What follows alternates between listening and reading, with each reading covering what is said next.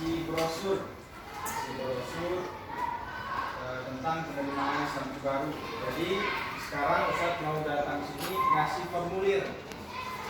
Siapa di antara adik semua, semuanya yang mau masuk pesantren, pesantrennya udah Ustadz kasih tahu kemarin, Ustadz Abdul Akbar. Jadi sekarang ini ngasih formulir. Yang ada niatnya masuk pesantren, Ustadz kasih formulirnya. Dan untuk sekarang ini total biaya pendaftaran kan sama, masih 1.500.000. Udah semuanya seragam, udah semuanya 1.500.000. Dan untuk pendaftaran di awal di bulan Februari ini itu gratis, dapat voucher 100.000. Ya, tapi dibatasi per sekolah. Nah, jadi ini yang dikasih formulir yang mau aja.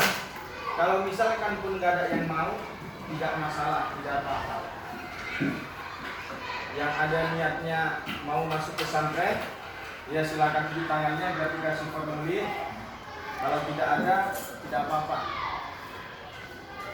Tidak ada,